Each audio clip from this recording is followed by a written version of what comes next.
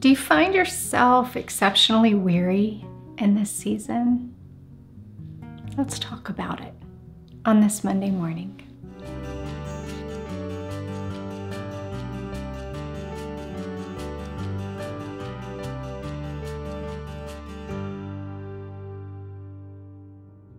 Good Monday morning. A few years back when I wrote my book, Reclaiming Your Heart, I put an entire chapter in there called The Weary Heart.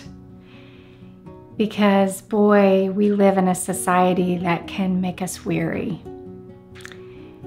A lot of us came into this kind of new normal weary, bone weary. But yet I've talked to a lot of people during it and they said they feel even more tired than they were before, I think because of the mental stress and the emotional toll that this moment has taken on so many. And then after the death of George Floyd, my Black brothers and sisters, I heard this communicated by them more than any other phrase. They said, "I'm just so tired." You know, I've learned if the enemy can't distract us, he's a master at making us weary. And there are different things that can lead to weariness. Living a life of striving or being driven instead of living a life of being led can make you weary. Living in seasons of prolonged battles or prolonged suffering or prolonged disappointments can leave us weary. A life of sin and separation from Jesus can find us exhausted. The danger in weariness, however, is it makes us lose perspective. We begin talking in extremes, if you will. I remember in the story of the prophet Elijah, after he had had the great battle with the prophets of Baal and he had seen God move miraculously, he gets one statement from Jezebel and she says, "I'm going to kill you." And he goes into the wilderness and begs God to let him die. After he's just seen God move in a miraculous way, with just one word from this wicked queen, he wants to die. Why? Because he's weary. And do you know what God does? He sends angels into the wilderness to feed him and tell him to sleep. Some of us just need a really good meal and a really long nap. Weariness makes us talk in extremes. It makes us say things like, everybody's that way, or no one cares about me, or no one understands me, or the whole world is this way. And so we find ourselves just the enemy able to deposit in us these just extreme statements. And yet, the real remedy to weariness is Jesus. I don't say that tritely, I say that truthfully. The psalmist David understood it and captured it in the magnificent psalm and the very familiar one of Psalm 23. That most of us know so well, but I love the Message Bible version because boy, it just strips away weariness. And it goes like this. It says, "God, my shepherd, I don't need a thing." And listen to why he doesn't need a thing, because what you're going to discover is a theme in here of how God is the one doing all the work.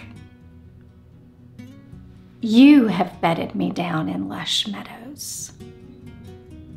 You find me quiet pools to drink from. True to your word, you let me catch my breath and send me in the right direction. Sometimes God will put us into forced seasons of rest because he knows how desperately we need to catch our breath. And he also knows how to send us in the right direction. That's the difference in being led instead of being driven. Even when the way goes through Death Valley, and boy, have we been walking through Death Valley. David wrote this, he said, "I'm not afraid." Why? Because you walk at my side. Your trusty shepherd's crook makes me feel secure. You serve me a 6-course dinner.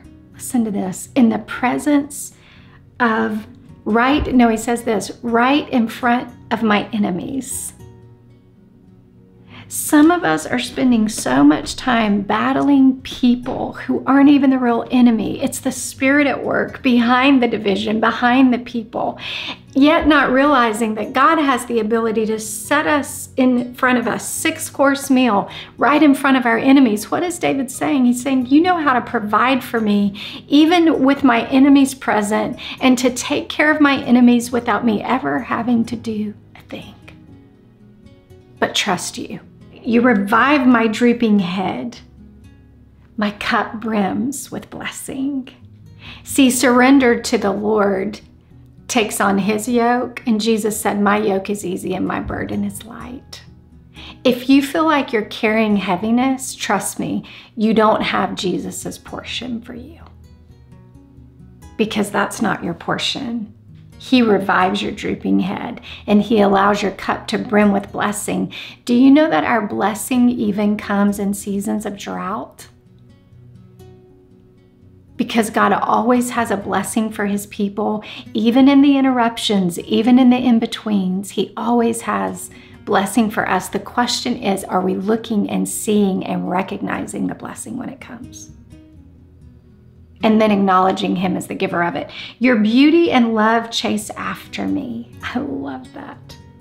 Every day of my life. Can't you just look back behind you and see beauty and love chasing you? It's like, what a word picture to think about. That beauty and love are chasing me. I'm back home in the house of God for the rest of my life. Some of us are tired because we've kind of run away from the house of God. And I'm not talking about the literal house of God, because the house of God dwells inside of us. Jesus living in the heart of us takes up the throne of our hearts and makes our heart his home. And some of us are running so hard from Jesus, trying to figure things out ourselves, and we're exhausted. But it's not our portion. I encourage you, sit in Psalms 23 this week. And I believe if you do, you're going to find some perspective and some rest for even your most weary places.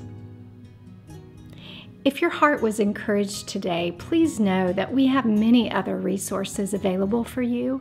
You can discover all of those at reclaiminghearts.org.